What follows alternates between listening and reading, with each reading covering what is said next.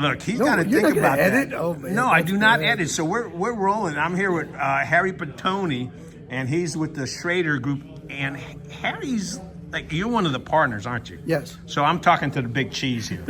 One of them. One of the big cheeses. All right, Harry, tell me about this facility here, this emergency management center here in Chatham County. Yeah, well, let's see, we started back in 2017, 2018, developing a study for the county. And as the county's been growing, they've been an older facility, a lot smaller, needed more space to grow and service the community. We developed this project along with Director of Emergency Management, who I believe you spoke with, Steve Newton, and the 911 Director, Michael Wrights, and also the County Facilities Director, Brian Stevens. Countless meetings. You know, it was interesting. I think Mike and Steve spoke earlier. We worked through this project through COVID and you know, a lot of challenges through those times with meetings, but persevered to develop this comprehensive project. It's been an incredible journey with them. You know, they had the vision and foresight of what they needed in a modern management facility. This is something we take you know, lots of pride in, working with communities, government agencies throughout the country on these critical projects. This building has been an incredible journey. It's loaded with all kinds of technology, not just in communication, but building systems and building technology. You're standing in kind of the heart and core of the building, which is a storm shelter and a hardened facility that could take the impact and withstand any elements that are thrown at it. It's the last building standing at the end of the day, and these people need to be in a safe environment, stay operational to facilitate any incident that occurs throughout the community. You mentioned a study. What kind of things did you find out in that study? What was the purpose of the study, and what did you learn from that study? You know, the purpose of the study is really to develop a program and space needs, the people that are going to be in here, various agencies throughout the community come together. There's all kinds of different branches of government that need to come to one place to facilitate, you know, an event. So really that, you know, that study was an opportunity to work through need and be able to accommodate different programs.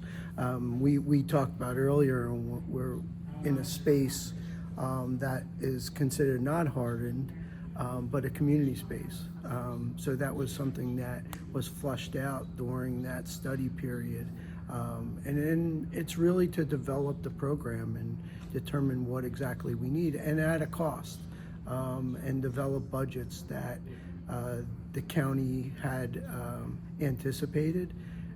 So we needed to work within the confines of a fiscal budget and be fiscally responsible to what we were delivering. That study became that opportunity to do that and manage the project from beginning to end. Once we were done the study, then we got into the design. You know, it was a very, we had to find property. As a whole, the county had the foresight to purchasing the land for future growth and future development for this building and other government facilities. You know, extremely growing community, very fast. So we need to be able to respond to that growth. That's what this facility does overall. All right, you mentioned the term hardened. What, for somebody who's not aware what the term hardened, what does hardened mean to you? It's a, I guess, best way to say it, a very secure building infrastructure that can withstand the elements, can withstand the 250 mile an hour wind event if there was a tornado coming through or a hurricane coming through, or even a projectile, if there was any kind of impact. So the building is strengthened. It's a very strengthened bunker type structure to withstand the elements. So we're in the hardened portion right now. We're in the hardened portion. So for example, if I were to look up there, I would notice your windows are high and not very big. They're not very big, and they're very thick, as well as the walls. The walls are very, maybe a typical wall, maybe 6-8 inches thick. These are 16 inches thick, and they're fully reinforced, both top, bottom, and sides. So it becomes a kind of shell and core of the entire facility. The rest of the building, maybe administrative support spaces don't necessarily be part of the shell. So we need to create a balance of what's in a hardened portion of the building and what's in a non-hardened portion of the building. You mentioned the ability to expand and grow this space. Is that something you could do both to the hardened portion and the non-hardened portion, or? Yes, there are places that we had developed some keys in the building that with some effort can expand from. It would take some effort, but the building is designed for expansion in the future. So it sounds like, hey, if we need more space, because the county is growing, as you said, it's not, hey, we have to just junk this and move to another location. So we're going to continue to build onto this location. Yes, and also as part of that initial effort, we've built that growth into the building. So the building is designed for today and tomorrow. You may find and see some empty spaces in there. That's for future growth that we know is coming. So, right now, I mean, you could easily project the building is sized for the next 25, 30 years. Beyond that, as the community continues to grow, it has the ability to expand. Well, you mentioned that this building's built to last 25 to 30 years, but your company itself has been involved with building these kind of facilities for what? I think when we talked earlier, it's what, 30 years? As a firm, Schrader Group is in the process of celebrating our 20th anniversary. All right. Yeah, we've been doing these quite effectively throughout the country right now. Well, tell us, and we talked about this earlier, tell us about how your group got involved in building these kind of facilities and what you've learned over the last 20 years. We learned, what did we learn? Learn constant advancement. I mean, we all carry that cell phone, and that's really advanced and pushed the envelope of technology and how we communicate. These buildings are being designed for next generation to be able to communicate. The days of wire and the phone are disappearing, and that was old technology of how we communicate. So one of the things is we continue and working with various partners, Motorola and AT&T, and how they're communicating and setting up networks throughout the country. We need to be able to communicate with them, and that's what these facilities are providing. So it's constant. It's a constant moving target as AI is coming into the picture now. We're constantly learning as well. It's been it's fun. It's what we do, and we advance with technology and need to continue to learn all these processes and networks that are in place. Anytime you go and do such a big project, there's usually some challenges involved. What are some of the biggest challenges that you folks have overcome and that you're most proud of in putting this building together? Oh, not so much building, but probably the biggest challenge with this project has been the site and developing the site. It's a 300-acre wooded land that was undeveloped, and we had to find a way to to get to the building and get infrastructure to the building. You know, sometimes, you know, you may think that, you know, they're not, these buildings are sort of out of sight, out of mind, for certain reasons, and it's part of the protection.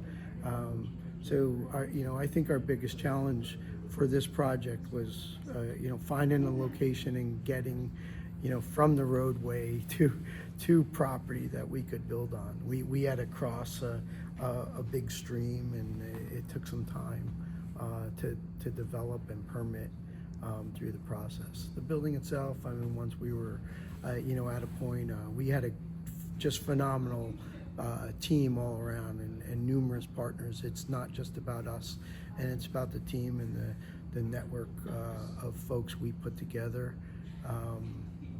that, you know, that really specialize in all these different systems.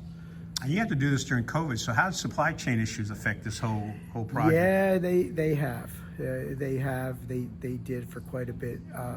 You know, it pushed schedule out because you know, it was fun, and you talk to the contractor. You know, we had to be creative, working out a sequence, and working around different things and providing temporary solutions until we had permanent equipment on site. There were some key components of the building we just had to wait for. So we built around them until we were able to get them. And everyone, you know, everyone worked together. It sort of unorthodox, but it was what we were faced with, and really came down to time.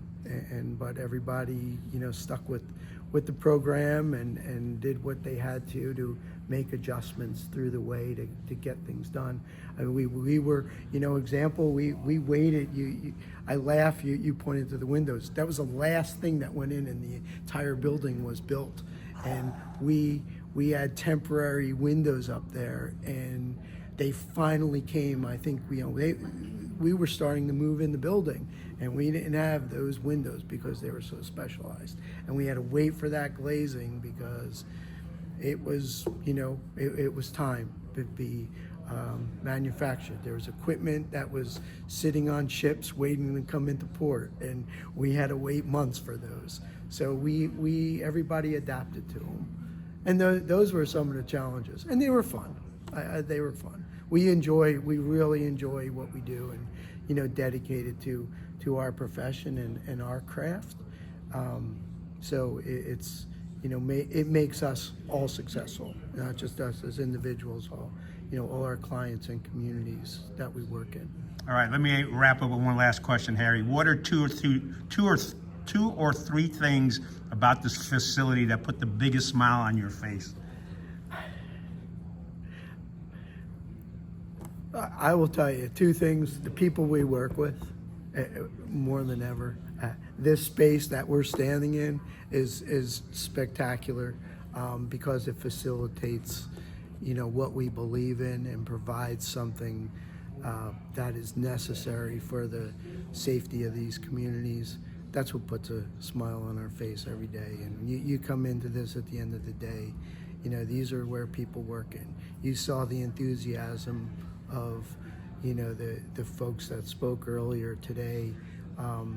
You know, the both directors on the 911 side, Mike Wright, Steve Newton, the emergency management director, putting a smile on their face and being able to give them something to do their work is, you know, there's no words for it. It's awesome. It's just awesome to get to. Anything else the folks in Chatham County need to know? I keep up the good work. Best of luck to dedication. It's incredible to see this community growth. And, you know, from the commissioners on down, they're dealing with, you know, that growth, and they're dedicating the time and dollars to where they need to be going to provide a safe community. All right, Harry, thank you so very much. Gene.